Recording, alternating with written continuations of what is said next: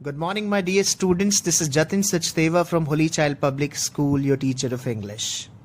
And guys, in this lecture, I'm going to teach you what is a phrasal verb. Besides telling you the meaning of phrasal verb, I'll tell you how is a phrasal verb used, how is it different from an ordinary verb, and what is the effect of a phrasal verb in a sentence. We are going to discuss each and every minute detail about phrasal verb in this class today, guys. But before we move on, I want all the students as usual to get ready with their notebooks and pens and note down these 10 important phrasal verbs which can change the course of your writing skills. Guys, although there are innumerable phrasal verbs, you cannot count them. But we'll start it from the scratch, we'll start it from the beginning, and we'll learn 10 phrasal verbs today. आज हम कितनी सीखेंगे? 10 phrasal verbs सीखेंगे. उसके बाद जब second part आएगा, we'll add some more phrasal verbs to it. उसके बाद हम और भी add on कर लेंगे. Got it, guys? Before we move on, let's know what a phrasal verb is.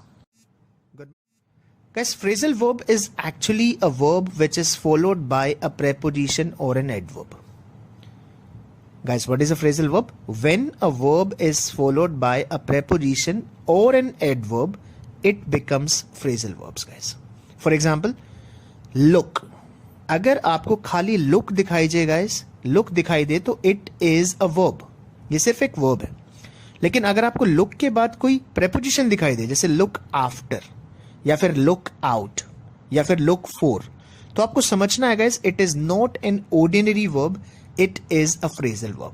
एक चीज और मैं बता दूं guys आपको, आपने एक कहावत सुनी होगी, you must have heard a proverb called appearances are deceptive, कि जो दिखता है वो होता नहीं है और जो होता है वो दिखता नहीं है.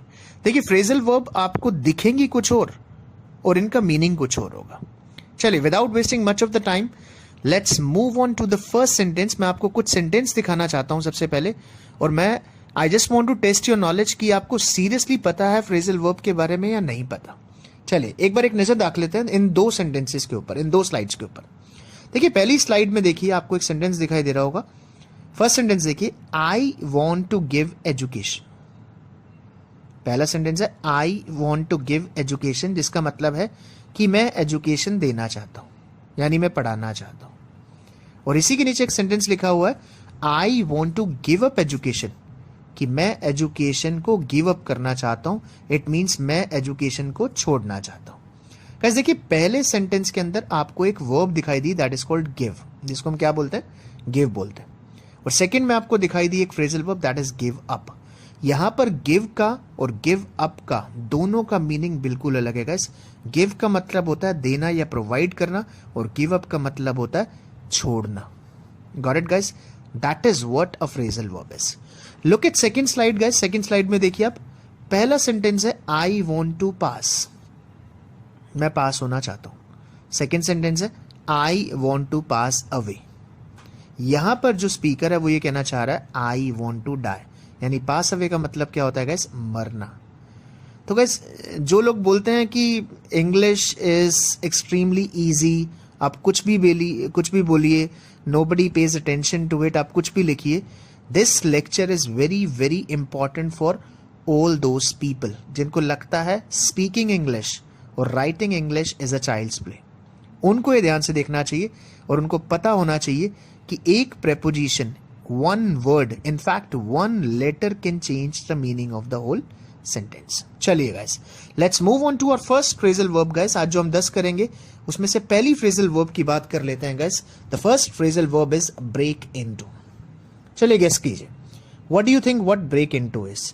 क्या ये कुछ तोड़ना हुआ? क्या कोई टूट फूट से रिलेटेड हुआ? नहीं गाइस. ब्रेक इनटू का मतलब होता है एंटर फोर्सिबली, कहीं पर जबरदस्ती घुसना, किसी की परमिशन के बिना घुसना. That is called break into. For example, the fireman had to break into the room to save the child. जो फायरमैन था उसको रूम के अंदर जबरदस्ती घुसना पड़ा, तोड़कर घुसना पड़ा, क्योंकि वो बच्चे की जान बचाना चाहता था. गाइस, ब्रेक इनटू का मतलब तोड़ना नहीं होता. ब्रेक इनटू का मतलब एंटर फोर्सिबली, यानी जबरदस्ती किसी के घर में, किसी के शोरूम में या कहीं भी घुसना. That is called break into. Got it, guys? So there is a difference between break and break into. Let's move on to the second one, guys. Second one is bring up. Second one is bring up, guys. Bring up आपने सुना होगा, bring का मतलब तो वैसे लाना होता है, लेकिन जब bring के बाद up लग जाता है तो उसका मीनिंग बदल जाता है, guys. जब bring के बाद up लग जाएगा तो उसका मतलब बन जाएगा to raise a child. किसी बच्चे को बड़ा करना, किसी बच्चे का पालन पोषण करना. That is called bring up, guys. For example, I was brought up by my grandparents. मेरा पालन पोषण मेरे पेरेंट्स के द्वारा नहीं, मेरे ग्रैंड पेरेंट्स के द्वारा किया गया. तो guys there is a difference between bring and bring up. Bring का मतलब होता है लाना, लेकिन जब ब्रिंग के बाद एक प्रेपोजिशन लगा दी जाती है, अप लगा दी जाती है, फ्रेजल वर्ब बन जाती है वो, और उसका मीनिंग बिल्कुल चेंज हो जाता है, which means to raise a child. Got it, guys? That is the second phrasal verb of today. Let's move on to the third one, guys. Third one is call off. देखिए, call का मतलब आपको लगना होगा किसी को बुलाना. Of separation के लिए यूज होता है. नहीं guys, you are absolutely wrong. Call off का मतलब होता है टू कैंसिल, कैंसिल करना. किसी को फोन नहीं मिलाना, कैंसिल करना. लोग कुछ भी बोल देते हैं, call up, call off, call into and all, बिना सोचे समझे कि it can change the meaning of the whole sentence. Guys, you have to be very particular, you have to be very careful while using the words. आपको बहुत careful रहने की जरूरत है, guys. One word, one letter can change the meaning of the whole sentence. तो call off का मतलब होता है, guys, cancel करना. For example, this match has been called off due to heavy rain.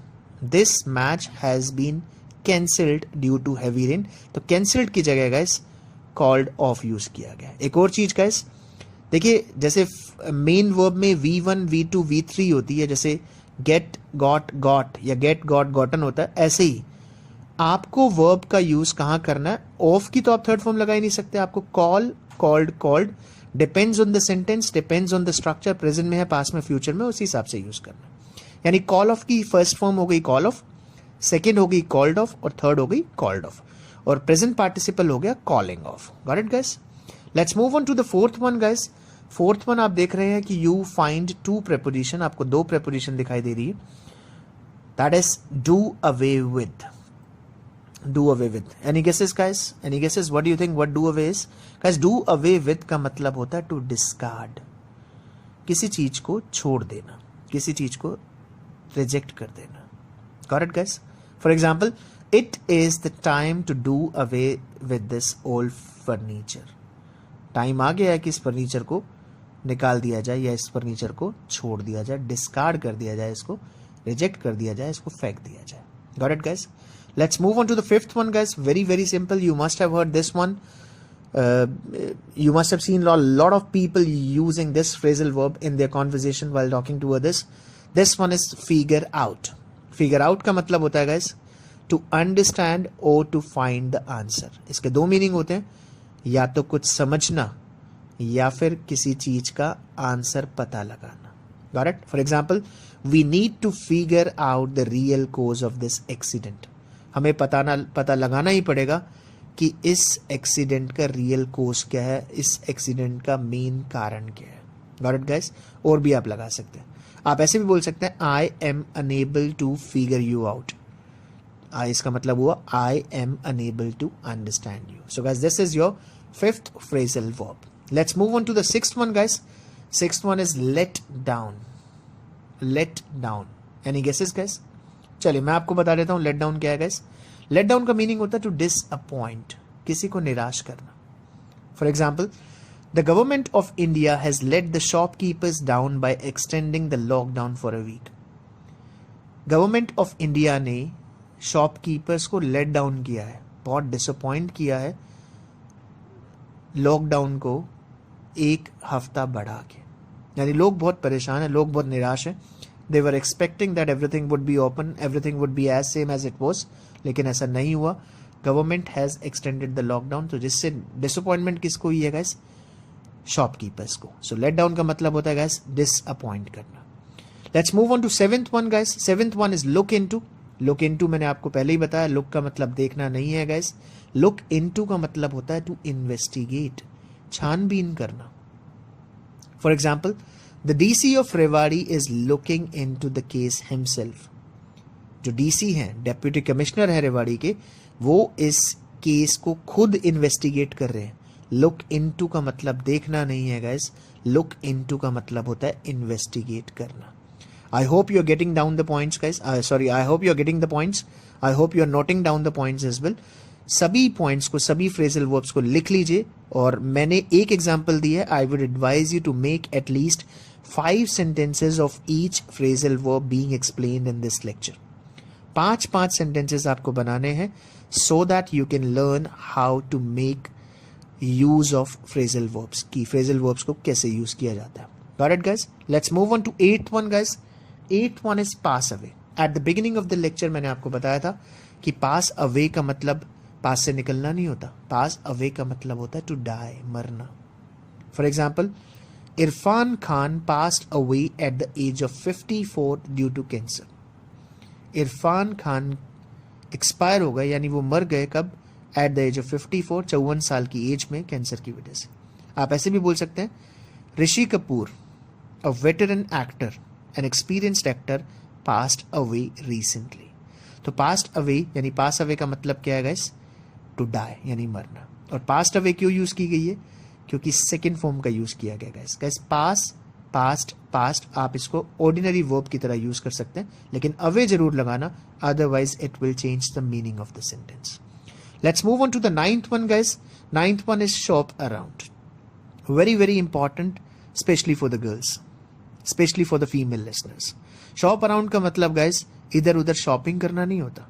Shop around का मतलब होता है टू कंपेयर प्राइसेस ओनली। सिर्फ प्राइसेस को कंपेयर करना, सिर्फ विंडो शॉपिंग करना, कुछ खरीदना नहीं। For example, most of the people shop around in the malls and shopping centres. अधिकतर लोग जो है ना वो कंपैरिजन करते हैं, खरीदते कम है, बार्गेनिंग ज्यादा करते हैं, बोलते हैं इधर ज्यादा मिल रहा है उधर कम मिल रहा है and all. This is called shop around guys. And the last one for today is take after. Any guesses guys? चलिए गेस कीजिए कि what do you think, what is the meaning of the phrasal verb take after? Guess कीजिए। चलिए, I am getting you 5 seconds। बताइए take after क्या होता है। देखिए, टेक आफ्टर का मीनिंग मैं बता देता हूं आपको गाइस। टेक आफ्टर का मीनिंग होता है to resemble a family member, शक्ल मिलना किसी फैमिली मेंबर से, that is called take after. Take after का मतलब गाइस बाद में लेना नहीं है, टेक आफ्टर का मतलब है शक्ल मिलना, to resemble a family member. For example, everybody believes that my younger brother takes after me. हर कोई ये मानता है कि मेरे छोटे भाई की शक्ल मुझसे मिलती है। तो guys this is all about phrasal verbs. मैं आपको सिर्फ 10 करा रहा हूं, but believe me they are innumerable, they are uncountable, and this topic, this thing can change your life, this thing can change your writing skill as well.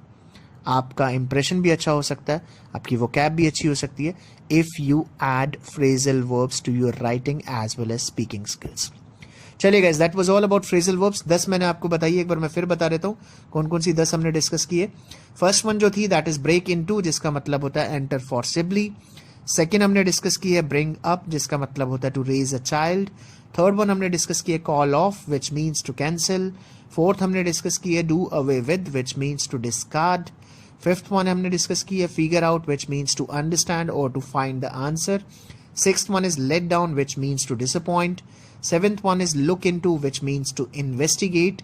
Eighth one is pass away, which means to die. Ninth one is shop around, which means to compare prices. And the 10th one is take after, which means to resemble a family member.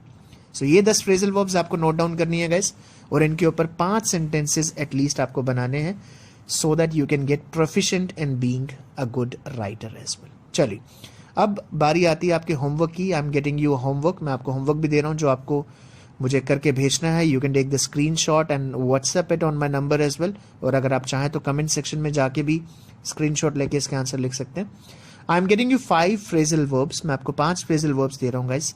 आपको इनके meaning ढूंढने हैं और हर phrasal verb पे एक sentence बना के या तो मेरे पर्सनल नंबर पे या फिर कमेंट सेक्शन में आपको भेजना है।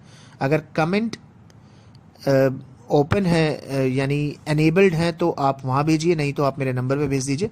ये 5 फ्रेजल वर्ब हैं guys. The first one is look after. आपको लुक आफ्टर का मीनिंग और एक सेंटेंस बना के मेरे पास भेजना है. Second one is run over, third one is give away, fourth one is turn down, and fifth one is sort out. Guys, you can reply in the comment section, or as I told you, you can take the screenshot of that, write down the meaning along with the sentence and send it to my personal number as well, guys, which you already have. So guys, that was all about phrasal verbs, its importance and how it is used in English. कैसे इसका use किया जाता है. चलिए, thank you very much. Have a nice day.